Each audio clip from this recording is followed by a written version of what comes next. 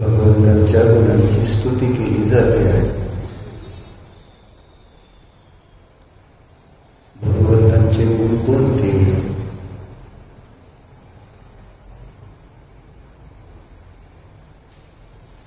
भगवंतांचे गुण जे जीवाचे गुण ते भगवंतांचे गुण.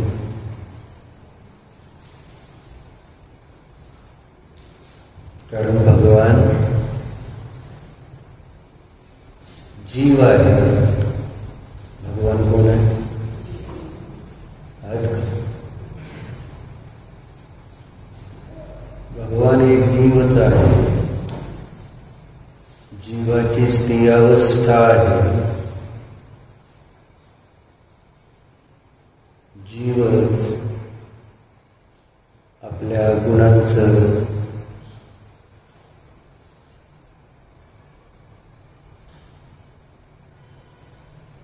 प्रकटीकरण, जीवाचे जे गुण आहे ते गुण जिथं प्रगट होतात तीच जीवाची भगवानावस्था म्हटली जाते.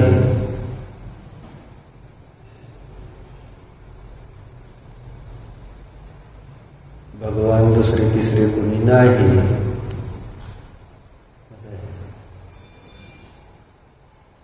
म्हणून कुंदकुंदाचार्यांनी सुद्धा समस्या होते. भगवंतांची स्तुती कोणती स्तुती म्हटली जाते हे सांगताना 28, 29, 30 गाथ्यांमध्ये चर्चा घेतली. इनमन्नं जीवादो देहं भोगलमयं जिनाविन्ति.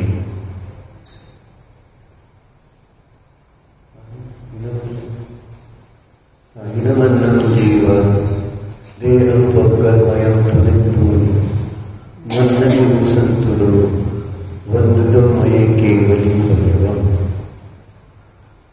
इनमन्नं जीवादो देहं भोगलमयं थुनित्तुनि. जरी कधी कदाचित त्या जीवापासून भिन्न असणाऱ्या शरीराची स्तुती केली गेलेली दिसताना इनमन्नं जीवादो देहं भोगलमयं थुनित्तुम. त्या जीवाच्या पर्यायामध्ये जे शरीर आहे त्या शरीराची पण विशिष्ट रचना आपण भक्तांवरमध्ये बघितलंय. सगळे परमाणू कसे आहेत तेवढेच परमाणू आहेत. शांत.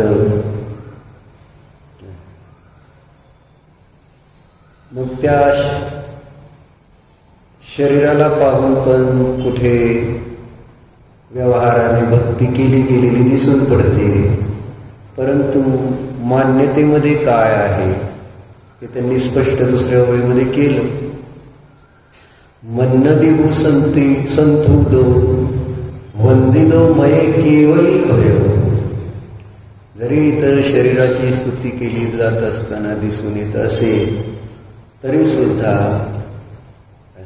मी जी स्तुती करतोय ती शरीराची नसून कोणाची? केवली भय, केवली भगवंतांचीच मला स्तुती इष्ट आहे.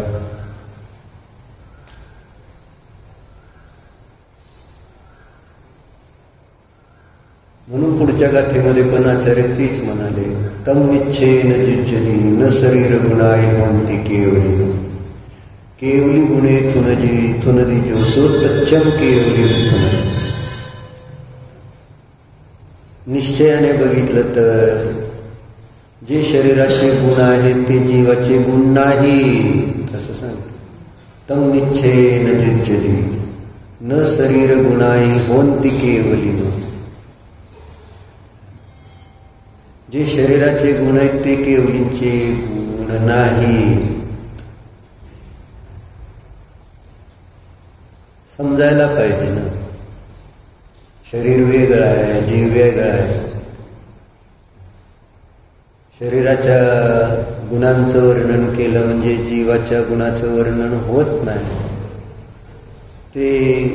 ते उपचाराने केलं गेलेलं आहे कथन. ज्या डब्यात जी वस्तू ठेवली त्या डब्याला तसं म्हटलं गेलं. साखर ठेवली, साखरेचा डबा म्हटलं गेलं. डबा साखरेचा नाही. डब्याचे गुण वेगळे, साखरेचे गुण वेगळे, तुपाचे गुण वेगळे, डब्याचे गुण वेगळे. त्या डब्यामध्ये ती वस्तू ठेवली म्हणजे तो डबा तशा रूप झालेला नाही. दोघांचे गुण वेगवेगळेच आहेत की. मग तसं इथं कुंदाचार्यांना म्हणायचंय तेव्हा नाही, शरीराचे गुण हे कधीही जीवाचे गुण होत नाही. ही गोष्ट आपल्याला लक्षात यायला पाहिजे. कारण आपल्याला शरीराचे गुणच जीवाचे गुण भासित होतात. कारण शरीरच बघतोय आणि शरीराची चर्चा आहे आणि तेव्हा त्या गुणांची चर्चा म्हणजे माझीच चर्चा आहे. संयोगात आलेल्या ज्या काही गोष्टी आहेत त्या विषयांची चर्चा म्हणजे माझीच चर्चा मला वाटते. कारण आपल्याला आपण कोण आहोत याचं ज्ञान, श्रद्धान आणि आचरण विषयच येत नाही.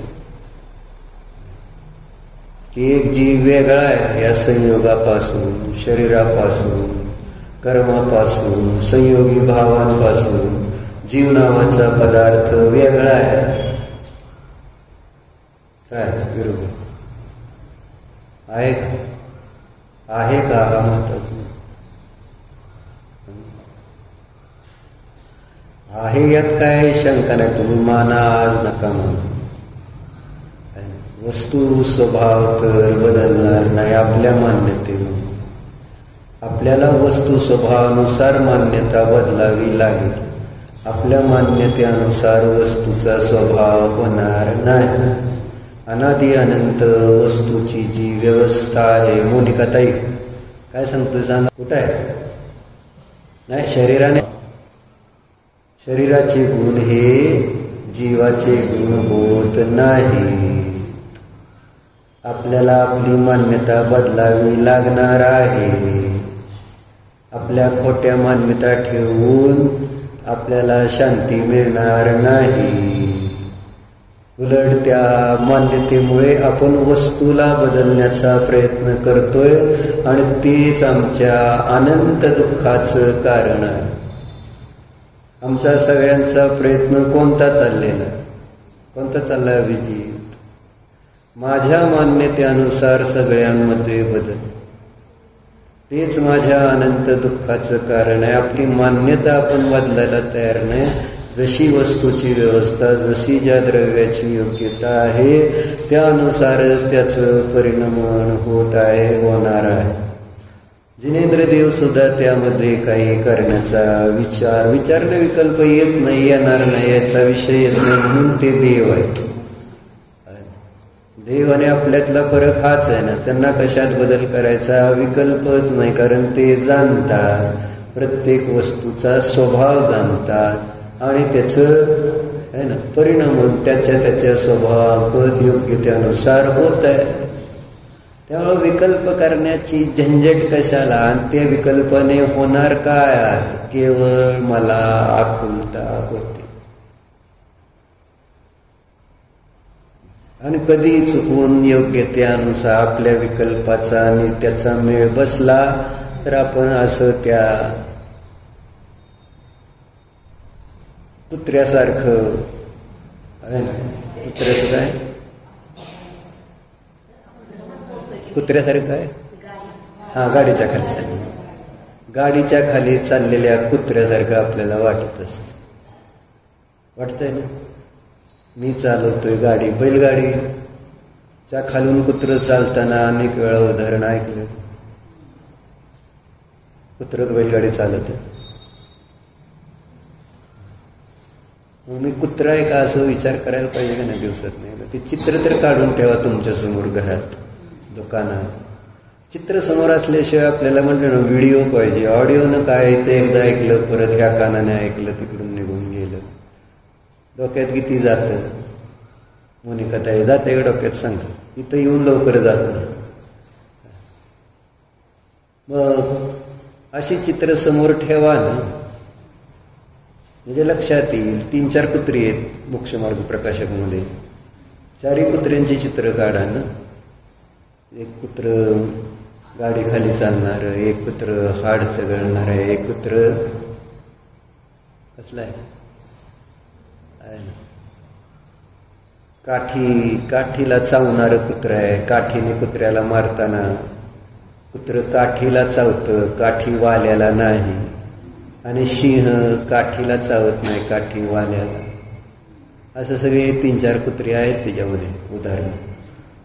श्वानवृत्ती कशी आहे, कशा प्रकारची असते. चर्चा आपली त्या कुत्र्याची चालली. कोणत्या, कुठून चाललंय, दुकानाखालनं, कशा खालनं, गाडी खालून चाललेलं कुत्र. मान्यता, बैलगाडी त्याच्या स्वभावानुसार चाललेली का नाही. काय संबंध आहे कुत्र्याचा, अर्थार्थी कुठंच काही संबंध. उगाच आपलं त्याच्या खालनं चालल्यावर विचार मी चालवतोय. गाडी दुसरीकडे वळली, कुत्रा दुसरीकडे वळला, मग पुढं काय, कुत्र भुंकणार, थोड्या वेळ भुंकणार. काय करते, आपल्या इच्छानुसार जेव्हा कार्य होत नाही त्यावेळेस अभिजित आपण भुंकतो आहे ना. बाकी काय करत नाही, म्हणजे रागवतो, खवळतो, गोंधळ घालतो, नाना प्रकारचे विकल्प करतो. काय दुसरं करतो, कारण आपल्या इच्छेनुसार गाडी चालली नाही, सून ऐकली नाही, काय होतं, अस्मिताच नाही. भुंकायचं मग दुसरं काय. आणि तिच्यासमोर नाही भुंकता आलं तर मग कोणासमोर भुंकायचं, मग मंदिरात येऊन महिला मंडळाच्या मैत्रिणी त्यांच्याजवळ जाऊन भुंकत बसायचं. ती तसं करते, हे असं करते, नाही करत नाही. मग काय विशेष, दुसरं कोणतं तरी भुंकणं असेल, ते नसलं तर आहे ना. पण भुंकायचं थोडंच थांबतं आपलं, कारण आपल्या इच्छानुसार अशी कोणती कामं होतं तिथं, किती कामं होते बाबुली, किती कार्य होते तुमच्या इच्छेनुसार. मग कशाला राहायला संसारात, कळत नाही मला. जर होतच नाही तर थांबायचं काय हेतूच राहत नाही. पण तरी सुद्धा म्हटलं एखादं कार्य झालं तर असं वाटतंय की नाही सगळं माझ्या इच्छेनुसार होतंय. म्हणून मान्यता बदला, वस्तूचा स्वभाव बदलायला जाऊ नका. मला शांती पाहिजे तर स्वतःला शांती पाहिजे असेल तर हा सरळ साधा उपाय आपल्या जिनधर्माचा एवढा सिद्धांत आहे, ज्याला प्रेमलता बोल. काय करायचे? काय करायचे? काय करायचे? काहीच करायचं नाही. आपला स्वभाव बदलायचा आहे, आपलं मान्यता बदलायची ही सांगतो. स्वभाव नाही, आपली मान्यता बदलावी लागेल. काय मान्यता? काय मान्यता आहे? मी करता. या पद्धतीने आपण बदल करण्याचे विकल्प करतो. मी शरीर अशी मान्यता ठेवून त्या शरीराच्या गुणांना आपले गुण समजून बसतोय. आचार्य सांगते तम निच्छेन जुज्जती न शरीर गुणा हि होंती केवलिनो. है ना, जे शरीराचे गुण आहेत ते केवलीचे होत नाही. पुढे जाऊन त्यांनी तसं घेतलेलं पण आहे. म्हणजे पाचेंद्रियाच्या विषयाच्या अपेक्षेने चर्चा करताना कोणतेही शब्द, रूप, रस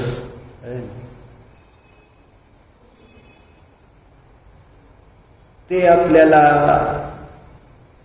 ग्रहण कर म्हणत नाही. आणि त्यामुळे तुम्ही रुसा फुगा हा विषय येत नाही तसं सांगतात त्याला ग्रहण केल्यानं. मग गाथा अशा दिले ना त्याने, निंदित संतुद वैनानी पोगलानी परिणमंती बहुगानी तानी सुमुदून रुसुदी तुसदी अहम पुनो भणिदो पोगल दौवम सद्दत्तम परिणदम तस्य जयी गुणो अन्नो न तम्मान तुमम बणे किंचिवी किम रुससी अबुद्धो. अशा दोन गाथा आहेत. तशा पुढे अजून गाथा आहेत. निंदेचे वचन, स्तुतीचे वचन अनेक प्रकारचे आहेत ना.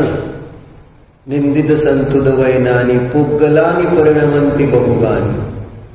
हे सगळे वचनाचं शब्द परिणमन कोणाचं आहे? कोणाचं आहे बाबुजी भाई? हे सगळं परिणमन शब्द जे आहेत ते कशाचं परिणमन आहे? शब्द कशाचं परिणमन आहे काय माहित नाही. आता मी बोलते म्हटल्यावर कोणाचं आहे? जीवाचं. आणि तुम्ही बोलला तर तुमच्या जीवाचं. अडचण ही आहे ना. शिकून घ्या राव. चांगला धर्म मिळालाय हे जर नाही शिकला तर होणार काय? आचार्य सांगतेत हे सगळं पुद्गलाचं स्पर्श, रस, गंध, वर्ण, शब्द हे कुठं आहेत? या पुद्गलाच्या अवस्था आणि पुद्गलाचे सगळे गुण आणि पर्याय सांगितले का नाही? शब्द कोणाची पर्याय आहे? पुद्गल स्कंदाची पर्याय सांगितली गेली. शब्द जीवाची नव्हे. भाषा वर्गणा या जीवाच्या नाही आहेत. भाषा वर्गणा नावाचा स्कंद आहे ना. मग आपल्या उपयोगाला निमित्त करून कंठ ओष्ठ तालूचा व्यापार होत असताना, तिथं हवेला धक्के बसत असताना, इथं या विश्वामध्ये ज्या भाषा वर्गणा नावाचा एक स्कंद आहे असं जो केवलींनी बघितलेला आहे. आणि ते स्कंद शब्द रूपाने परिणमत असतात. आणि माझी मान्यता आहे, मी बोलतोय, काय संबंध नाही असं केवलींच्या ज्ञानात झळकले. मी माझ्यामध्ये योग उपयोग केला. जर मी बोलू शकतो तर मुक्याला पण बोलता यायला पाहिजे होतं. म्हणजे अनेक गोष्टी आहेत. आपल्याला जीवाचा स्वभाव असता तर तो सर्व क्षेत्रात आणि सर्व काळामध्ये दिसून यायला पाहिजे. परंतु सर्व क्षेत्र सर्व काळामध्ये आहे ना दिसून येत नाही ते कार्य. म्हणून जीवाचा स्वभाव बोलणे नाही. शब्द हा जीवाचा स्वभाव नाही. केवलींच्या ज्ञानात झळकलंय. शब्द ही पुद्गलाची पर्याय आहे. कोणाची? आणि हे जेव्हा माहिती नाही तर मग अडचणी संपणार नाहीत. आचार्यांनी तिथं सांगितलं, निंदेचे वचन, स्तुतीचे वचन जे अनेक प्रकारचे आहेत ते कोणाचं परिणाम आहे? पुद्गलाचं परिणाम आहे. पुद्गलाचं. कोणाचं? मग अशा त्या पुद्गलाच्या निंदा स्तुती शब्दरूप आहे ना जे परिणमन होत आहे त्याला मी काय करतो? माझ्या ज्ञानाने जाणतो. आपण आपल्या ज्ञानाने त्याला जाणतो. जीवच जाणू शकतो ना. निंदा स्तुती भिंतीची केली तर त्या भिंतीला काय फरक पडतो? माईकची निंदा स्तुती केली म्हणून त्याला काय फरक पडणार? कोणाला फरक पडतो? जो जीव आहे, जो जाणतो आहे ना. आणि त्या जाणण्याबरोबर राग आणि द्वेष आहे, मोह आहे, अज्ञान आहे. मग तो मोहाने अज्ञानाने काय करतो? त्या शब्दाला ग्रहण करत असताना आपल्या संबंधी जर स्तुती असेल तर आनंदी होतो है ना. आणि आपली निंदा असेल तर दुःखी होतो, रुसतो. असं आली का नाही चर्चा? होते का नाही? मग तिथं आचार्यांनी प्रश्न केला पुढं आहे ना. सांगितलं हे स्पष्ट की हे सगळं पुद्गलाचं परिणमन आहे आणि त्याला ऐकून तू रुसतोस आणि भोगतोस है ना. मग विचार कर, पुद्गल द्रव्यम, पुद्गल द्रव्य जे आहे ते शब्द रूपाने परिणमलंय. जर त्याचे गुण वेगळे आहेत आणि तुझे गुण वेगळे आहेत तर मग तुला कुठं काय म्हटलं गेलेलं आहे? असं त्यांनी प्रश्न विचारलाय. आणि जर तुला काय म्हटलं गेलं नाही तर मग हे अज्ञानी जीवा, हे मूर्खा, असं आता काय म्हणायचं? का उगाच रुसतोयस? म्हणजे जे तुझं स्वरूपच नाही, तुला काय म्हटलंच नाही आणि तरी उगाच ऐकून तू तुझ्या कल्पना करून रुसत असशील तर ही मूर्खता आहे असं सांगायचं. म्हणजे मी दुसऱ्याचं नाव घेऊन कुणाचं तरी निंदा करतोय, तुम्हाला काय प्रॉब्लेम? इथं कोणी व्यक्ती नाही आहे, देवदत्त नावाचा कोणी व्यक्ती इथं नाही. पण त्या देवदत्ताच्या नावाला घेऊन मी कितीही निंदा केली आणि स्तुती केली, तुम्हाला काय फरक पडणार? काय फरक पडत नाही. वैभव नावाच्या व्यक्तीचं केलं तर का होईल वैभव? पण इथं बसलेलं नाही, दुसरीकडचा वैभवाची चर्चा आहे तर काय फरक पडणार? पण वैभव म्हणून मी असं जर लक्षात घेतलं तर मग ती निंदा स्तुती माझी मला वाटते. मग आचार्यांना हे सांगायचंय, दोन व्यक्ती म्हणजे दोन वस्तू, दोन द्रव्य भिन्न भिन्न आहेत. पुद्गल भिन्न आहे, जीव भिन्न आहे, पुद्गलाचे गुण भिन्न आहेत, जीवाचे गुण भिन्न आहेत. मग एकाची आहे ना, ज्याचं जे गुण आहेत त्याच्या संबंधी जी चर्चा आहे ती दुसऱ्याची होत नाही, तर मग तुम्ही ह्या कल्पना का करता? असा एक साधा प्रश्न. म्हणून आचार्याने तिथं भगवंतांची स्तुती करताना स्पष्ट काय म्हणले? तम निच्छेन जुज्जदी न शरीर गुणाही होंती केवलिनो. शरीराचे गुण हे केवलींचे गुण नसतात. बरोबर आहे.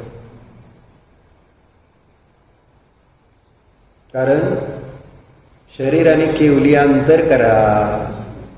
शरीर वेगळं आहे आणि केवली वेगळे आहेत. केवली हे कोण आहेत? जीव आहे. शरीर हे काय? कोणतं द्रव्य आहे? उद्गल द्रव्य आहे, आजीव द्रव्य आहे. एवढं सरळ आहे. मग आजीव द्रव्याचे गुण आणि जीव द्रव्याचे गुण वेगवेगळे आहेत. मग तिथं त्या शरीराच्या गुणांच्या स्तुतीद्वारे केवलींच्या गुणाची स्तुती होणार आहे का? आजीवाच्या गुणाच्या स्तुतीद्वारे जीवाच्या गुणाची स्तुती होणार आहे का? असं म्हणते. तम निच्छेन जुज्जति न शरीर गुणाही होंती केवलिनो. केवली गुणे थुनदी जोसो तच्चम केवलीम थुनदी. जो केवलींच्या गुणांची स्तुती करतो तीच वास्तविक पाहता केवली भगवंतांची स्तुती आहे. आणि मग हे समजून सांगण्यासाठी त्यांनी उदाहरण दिलं 30व्या गाथेत. नयरम्य वन्निदेज नविरण्णो वन्नना कदा होदी देह गुणे थुवंते न केवली गुणाथुदा होती. ज्याप्रमाणे एखाद्या नगराचं वर्णन केलं जात असताना आहे ना, ते नगराचं वर्णन म्हणजे राजाचं वर्णन आहे का, असा प्रश्न. नयरम्य वन्निदेज नविरण्णो वन्नना कदा होती. नगराचं वर्णन म्हणजे राजाचं वर्णन नाही. नगर वेगळा आहे, राजा वेगळा आहे. नगराचा राजा तो स्वतःला मानत असताना तो कल्पना करेल ते वर्णन म्हणजे माझं वर्णन जे आज मी करतो. आज जितकं काय त्या बाहेरच्या आपल्या संयोगात आलेल्या वस्तूंचं वर्णन आहे ते कोणाचं वाटतंय मला, माझं वाटतंय का ते पुद्गलाचं वाटतं, शरीराचं वाटतं. वाटायला काय पाहिजे, आणि हे वाटण्यासाठी आपल्याला पुरुषार्थ करावा लागेल. किती मोठा पुरुषार्थ करावा लागेल तर दशरथ मांझी सारखं. दशरथ मांझी माहिती आहे की तुम्हाला? माहित नाही? CBSEला धडा आहे की दशरथ मांझीचं, असं ध्रुव म्हटलं. Dashrath Manjhi the mountain man. Piyush पाहुण्याला माहिती आहे, बघितला का सिनेमा तुम्ही? अभिषेक नाही. तुम्ही काय बघणार? तुम्ही बघणार ते कोणतं, ते काय म्हणायचं आहे. आणि आपले अंबानीचा वडील कोण? धीरूभाई अंबानीचं. त्याचा कोणता सिनेमा आलता नाही? तर असू द्या, धीरूभाई अंबानीवर एक सिनेमा आला होता, तुला माहित असेल का? दशरथ मांझीचा बघितला का? The mountain man. काय घटना आहे त्याच्यामध्ये? काय घटना म्हणजे बिहार मधल्या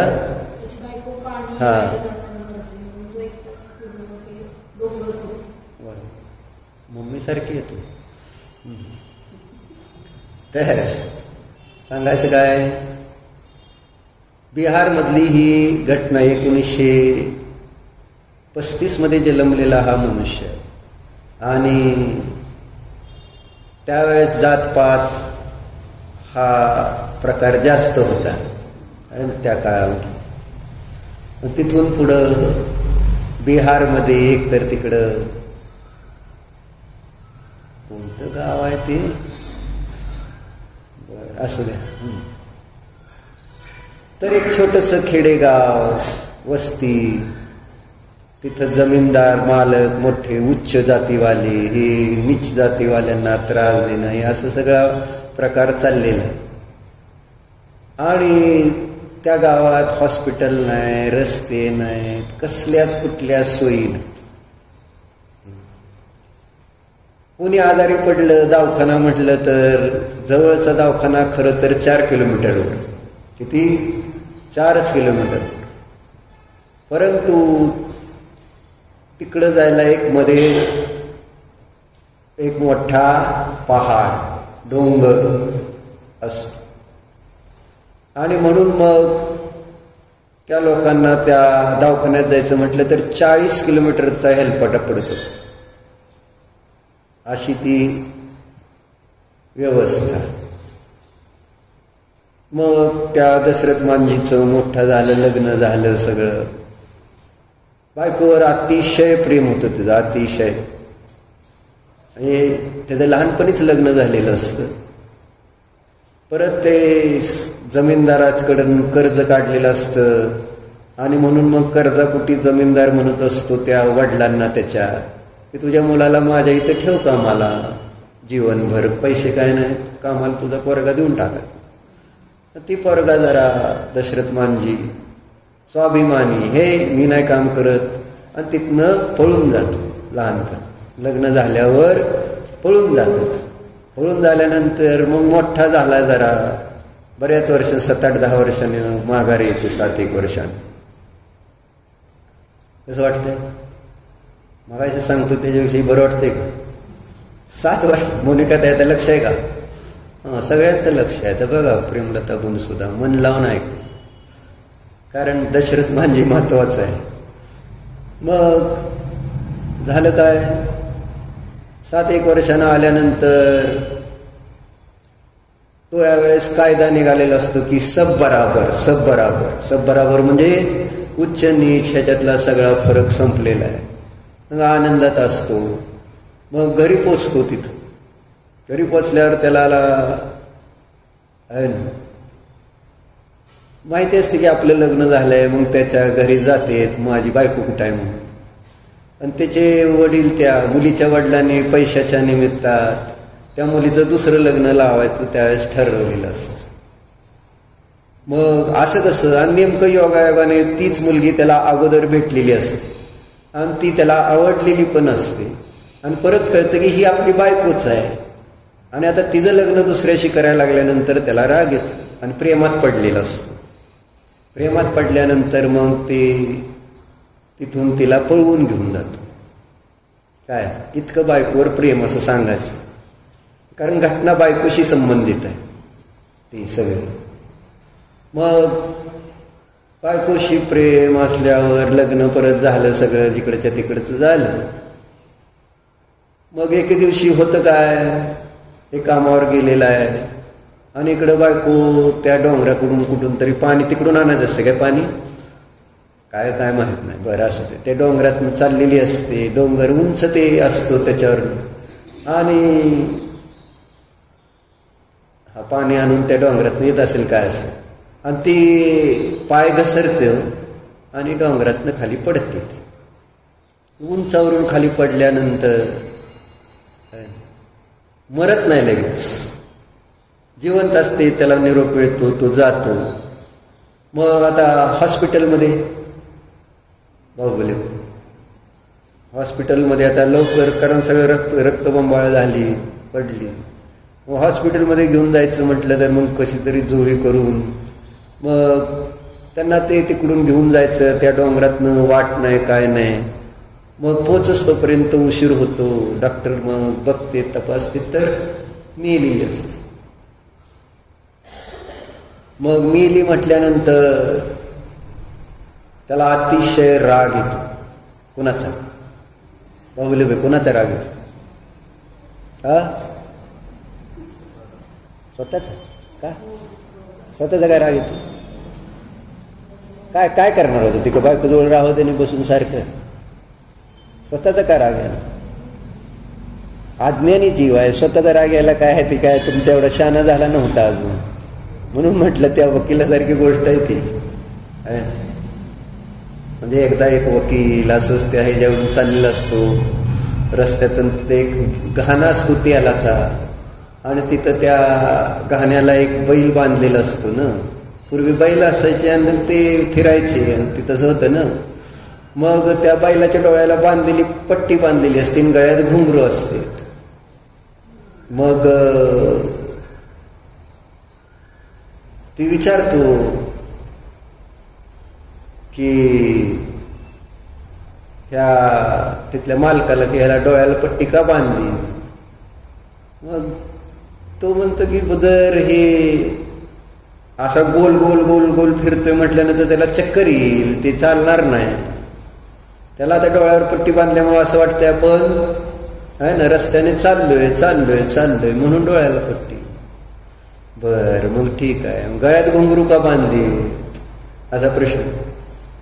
मग म्हटले हे चालतोय का थांबलाय म्हणून मग आपलं ते घुंगरू चालतोय तर घुंगरू ऐकू येते असं त्याच्यावर लक्षात येतं.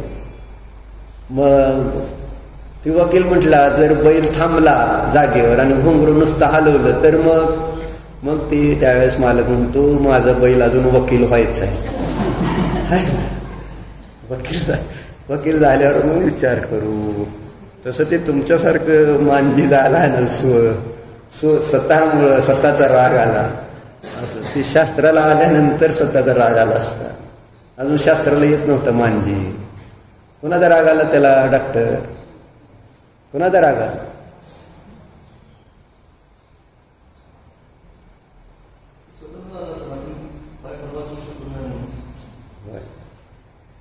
मी म्हटलं ते करेक्ट, डोंगराचा राग आला यांनी ओळखलं. बघितलं का तुम्ही? नाही म्हणजे तुम्ही हुशार आहे राव. अज्ञानीला बाहेरच्या वस्तूवर राग येतो, स्वतःवर कधीच येत नाही. नाहीतर स्वतःचा घात आधी करेल किंवा स्वतःबद्दल काहीतरी विचारेल, स्वतःवर औषधी वापरेल. स्वतःचा राग येत नसतो. कायम अज्ञानी जीवाला दुसऱ्याचाच राग. तुम्ही तपासून बघा. नाही ना, तुम्हाला निलिमकाकीचा राग येतो का स्वतःचा येतो सांगा. जेव्हा ते ध्यान वगैरे करते त्यावेळेस तुमचं काम करत नसतील, व्यायाम करत नसतील, काय जे तुमच्या इच्छा पूर्ण करत नसतील, त्यावेळेस तुम्हाला कोणाचा राग येतो? कोणाचा राग येतो? आता मला स्वतःचा येतो म्हणून नुसतं म्हणायचं स्वतःचा राग. राग अज्ञानीला कधीच स्वतःचा येत नाही, नाहीतर संसार सुटेल. स्वतःचा ज्या दिवशी राग यायला लागेल ना, त्या दिवशी संसारात राहू शकणार नाही. त्या पर्यायात तर राहणार नाही. निदान स्वतःचा राग आला. राग येतो तो दुसऱ्याचाच आणि दुसऱ्यालाच बदलायचं असतं त्याला. हीच तर संसारातली है ना, संसारामध्ये अशी स्थिती आहे. राग आला त्याला डोंगराचा. डोंगरामुळं माझी बायको वाचली नाही, डोंगरामुळं बायको मिली आहे ना.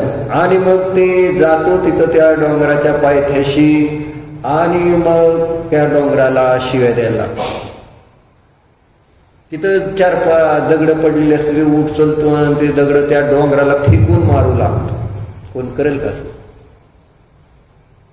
राग इतका आलेला असतो त्या डोंगराचा.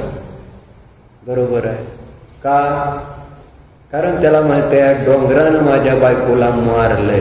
कुणी मारलंय? डोंगरा. बरोबर आहे का नाही? डोंगरावरच पाय घसरून पडले म्हटल्यानंतर डोंगराच उपट काढायला पाहिजे का नको? इतका राग येतो त्याला त्या डोंगराचा. दगड असे फेकून मारता मारता त्या दगडाची एक ठिणगी उडते आणि तिथं असलेलं जे वाळलेलं गवत त्याला आग लागते. इतका राग म्हणजे ह्याच्या आतला क्रोध त्या बाहेरच्या डोंगराला सुद्धा जाळायला सुरुवात करते. आणि 1960 सालची ही घटना आहे. 35 आणि 60 किती वय होतं त्याचं त्यावेळेस? 25 वर्षाचा असताना तो प्रतिज्ञा करतो तिथं की मी हा डोंगर फोडणार. म्हणजे डोंगर फोडून रस्ता तयार करणार त्या दवाखान्यात जाण्याच्या हेतून. कारण त्या डोंगरात त्याच्यामुळं हा आडवा आला ना डोंगर माझ्या इष्ट कार्यामध्ये. डोंगर आडवा आला म्हणून डोंगराला सगळं फोडून काढायचं असं त्यांनी प्रतिज्ञा करतो. मग शहाणा का वेडा सांग बाहुबली? डोंगर इतका मोठा असतो, दगडाचा डोंगर असतो काय, आणि ते सगळा डोंगर फोडायचं. आधी तर डोंगराला शिव्या दिल्या, डोंगराला दगड मारले, त्याला कोण शहाणं म्हणेल? गावातले लोक तर त्याला वेडेच म्हणू लागले आणि वेडा झालाय म्हणून. बायको मेली आणि त्यामुळं तो असा वेडा झाले. पण त्याच्या डोक्यात एक फिक्स होतं की डोंगर फोडून रस्ता करायचा, ह्या डोंगराला फोडायचं. आणि एकटा निघाला. गावातले लोक चेष्टा करायला लागले. हातोडा घेतला, छन्नी घेतली, दोर घेतला, एकटा गेला. 1960 साली त्याने काम एकट्याने सुरू केलं. Dashrath Manjhi, the mountain man, प्रसिद्ध झाला जगात. आता झाला 2007 साली मेला ते. मग गावातली लोक मुलं छोटी असं त्याला दगड मारायची. कारण वेड्या लोकांना, मुलांना चेष्टा करायला आवडतं ना. पण हा गेला आणि सुरू केलं त्याने, ते काम सुरू केलं. मग एक पत्रकार तिथं त्या काही कामानिमित्त गावात आलेला, त्यांनी ही चर्चा ऐकली, बघितली काय चाललंय. त्याला जाऊन विचारतो काय चाललंय तुझं? तर म्हणलं मी डोंगर फोडणार आहे. मग चेष्टा, त्याची चेष्टा, कोण पण चेष्टाच करणार आहे का नाही? सगळे चेष्टा करत होते. पण ह्याने काम कोणाच्या चेष्टेला म्हणजे चेष्टेकडे लक्ष न देता काम काय, माझं काम काय, मी ठरवलंय काय, डोंगर फोडायचा म्हणजे फोडायचा, बाकी काय मला कोण काय म्हणतंय, हे माझ्याच्याने होणार का नाही होणार असला काय नाही, माझं ध्येय एकच, किती अशी म्हणजे ती प्रतिज्ञा ही फोडूनच राहणार. आणि मग तो ते काम सुरू करतो. काय कोण मदत करते काय त्याला, असल्या कामाला कोण मदत करेल का? सगळे मागच ओढणारे होते का नाही, अरे तुझे वडील सांगते, अरे एकट्याचं काही आज काम असतं, हे होऊ शकतं का, अशक्य साध्य, शक्य का अशक्य, डोंगर फोडणं एकट्याच्यानं शक्य साध्य का अशक्य साध्य, अशक्य वाटतंय ना तुम्हाला सगळ्यांना, तेच मला सगळेजण त्याला आहे ना काय म्हणायचे, यार असं नसतं, कोण पुढं जाऊन मदत करायला तयार, सगळ्यांचं एकच काम, संसारात हेच करते सगळेजण, सगळेजण मागं ओढायचं काम चाललेलं झालं. पण त्याने काय आपली प्रतिज्ञा सोडत नाही. मध्ये दुष्काळ पडतो गावात, गावात दुष्काळ पडला, पाणी नाही, सगळं गाव सोडून जातं, लोक सगळे लोक गाव सोडून जातात. पण हा मात्र अटळ नाही, आपलं आपण नाही सोडायचं, पाणी नाही, काय खायला नाही, काय नाही आहे ना, तरी सुद्धा डोंगर मी इथून कुठं जाणार ना, मी डोंगर फोडणार. काय मग त्याला तिथं कसे कष्ट, त्यात त्याला एक साप कसा चावतो अंगठ्याला पायाच्या, ते बोट कसं त्या छंदीने तोडतो, अशा सगळ्या घटना त्याच्या बाबतीत घडलेल्या आहेत. पण माग हटला नाही, डोंगर फोडायचा. राग आला होता हो त्याला डोंगराचा, का बायको मारली होती त्या डोंगरात, बरोबर आहे. आणि मग करता करता पुन्हा पुन्हा तो पत्रकार मधनं काही कारण आल्यावर ते बघायचं ह्याचं काम चालू आहे. मग एक दिवस असेच आता 7-8-10 वर्ष झाली, किती 10 वर्ष फोडायचं काम चालू डोंगर. 10 वर्षानंतर आहे ना ते त्याला असं वाटतं की आपण ह्याला मदत करू, म्हणून तो सरकारी नाही, मध्ये एकदा इंदिरा गांधी येऊन जाते असं काहीतरी आहे. पण त्यावेळेस इंदिरा गांधी पण त्याला त्या वोट म्हणजे इलेक्शनच्या मुळे ते फोटो बिटो निघतो त्याच्याबरोबर असं. मग तिथं तो सरकारी ऑफिसमध्ये जाऊन त्याला आहे ना सरकारकडून त्या कामासाठी 25 लाख मंजूर होतात. किती? पण 25 लाख मंजूर झाल्यानंतर ह्याच्या हातात किती येतात? तिथला तो जो ऑफिसर, गव्हर्नमेंटचा सेवक आणि त्या गावाचा जो काय म्हणत सरपंच, दोघं मिळून पैसे खाते, ह्याला रुपया मिळत नाही.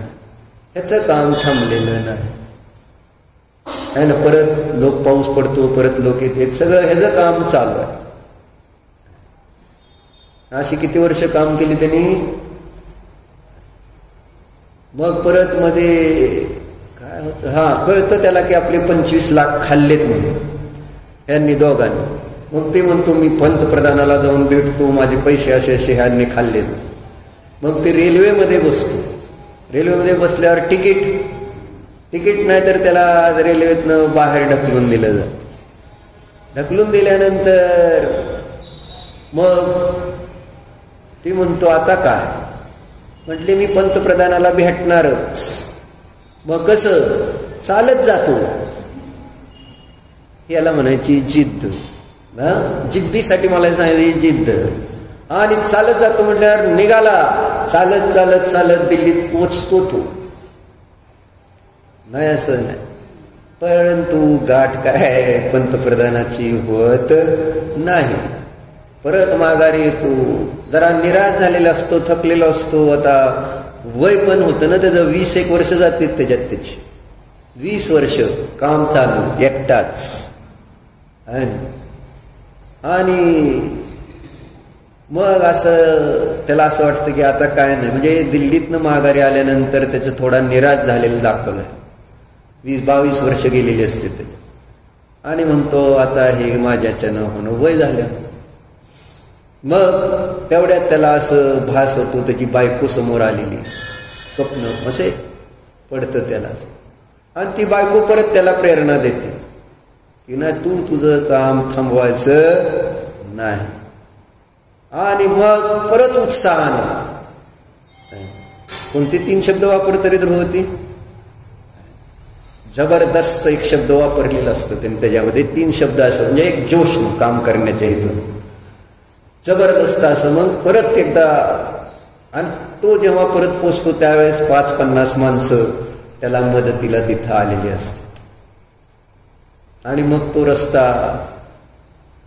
जवळजवळ कधी 60ला काम चालू झाल्यानंतर त्याला मदतीनं, ते आता ते नीट वाचलं नाही असेल काय असेल ते, 25-30 वर्षानंतर तो रस्ता पूर्ण होतो. माउंटन मॅन दशरथ मांझी म्हणून. मग ही गोष्ट कशासाठी सांगितली तुम्हाला, कशासाठी सांगितली? तुमची बायकोच मिळली नाही तर तुम्हाला काय, बायकोवर तुमचं प्रेम तर असलं पाहिजे, बरोबर.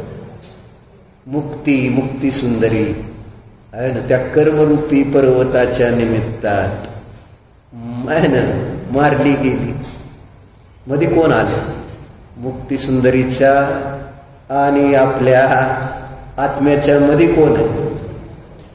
म्हणून तिथं एक विशेषण कर्मभूभृता, काय कर्म मोक्ष मार्ग सनेतारम भेत्तारम कर्मभूभृताम, कर्मरूपी पर्वताचे भेत्ता आहात आपण, असं एक विशेषण आपल्या देवाचं आहे. माहिती आहे तुम्हाला? मंगलाचरण तर तत्वार सूत्राचं करता की तुम्ही, मोक्ष मार्ग सनेतारम भेत्तारम कर्मभूभृताम ज्ञातारम विश्वतत्वानाम वंदे तद्गुणलब्धे म्हणतो का तुम्हाला येते? त्यातला कर्म भेत्तारम कर्मभूभृतामचा अर्थ काय होतो? पाहू बोली बाई, काय अवघड आहे तुम्हाला. व्याजाचं आणि सोन्याचं 2च गोष्टी येते.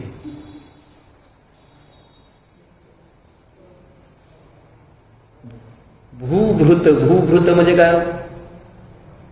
पहाड, पर्वत. पर्वत म्हटलं जातं. आणि पर्वत काय, पर्वताचे काय म्हटले? कोणता पर्वत? कर्मरूपी पर्वत.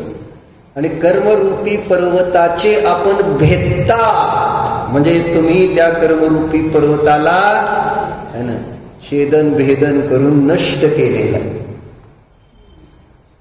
कुणी? जे मंदिरात देव आहेत ते. आणि त्यांना कोण भेटलं? मग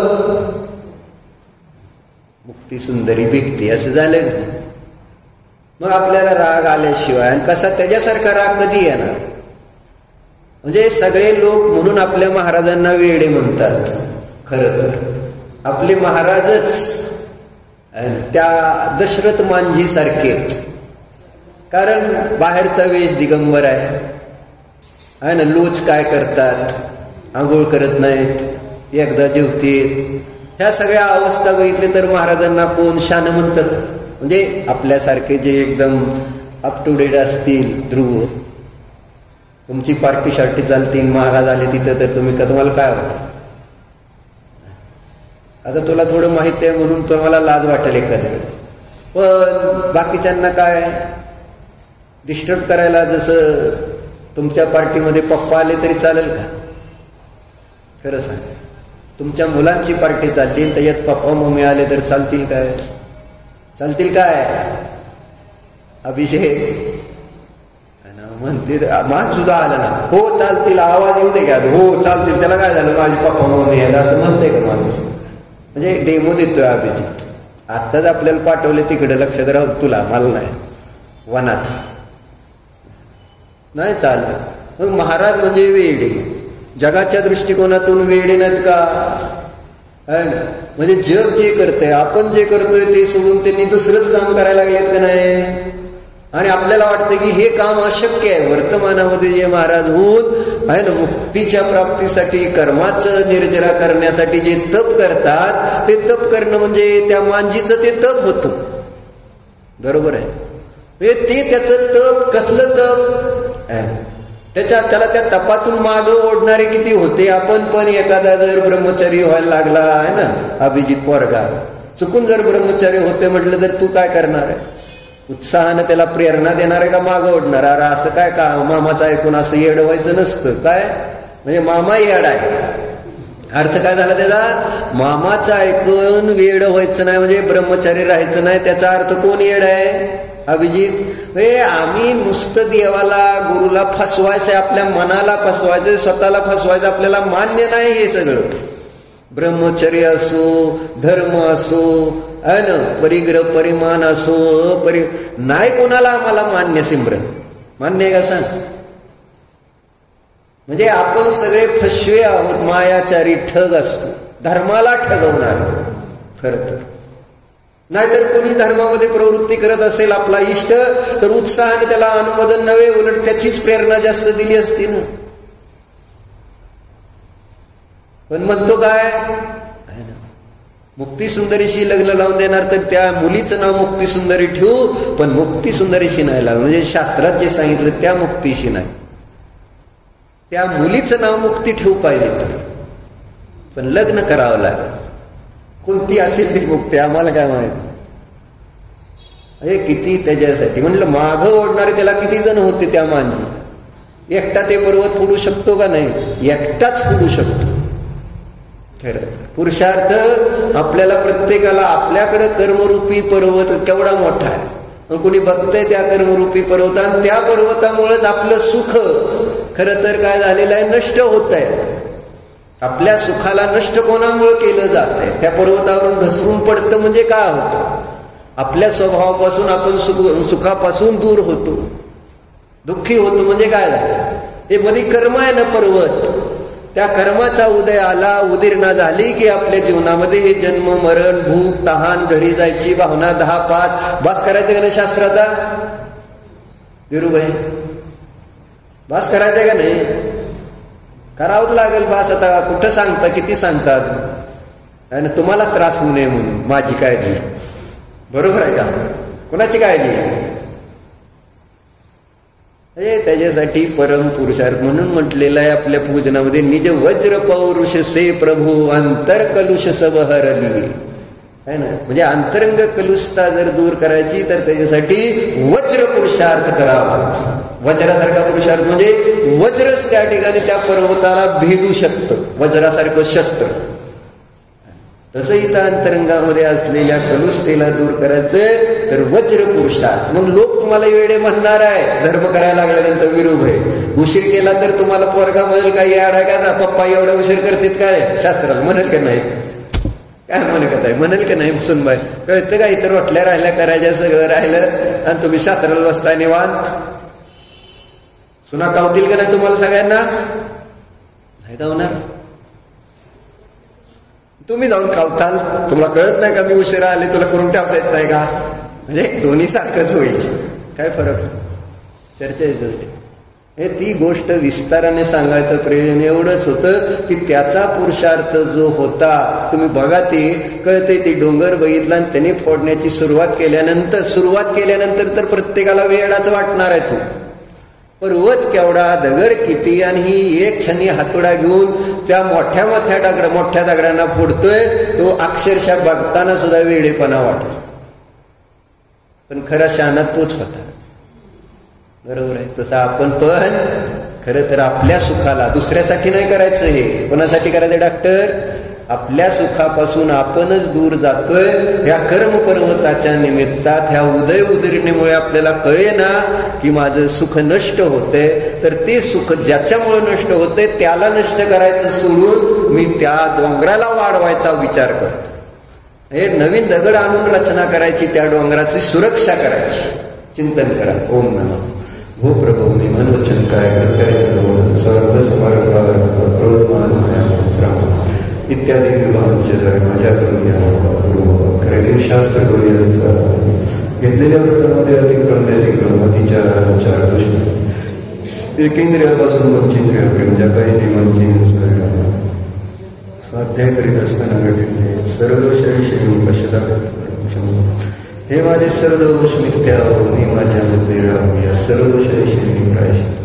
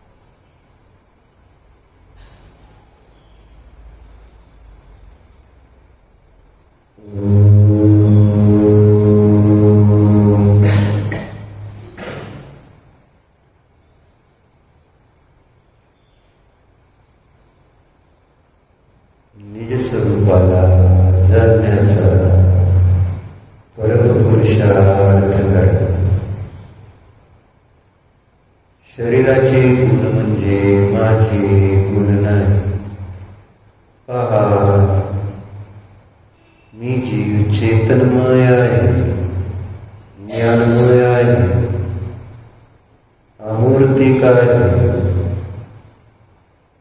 अशरीरी आहे.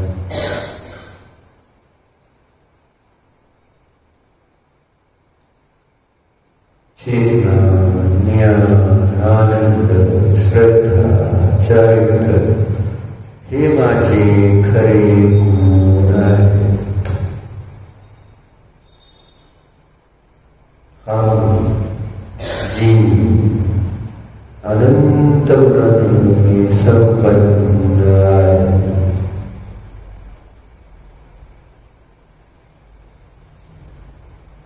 स्वानुभवाद्वारे स्वला ग्रहण करा.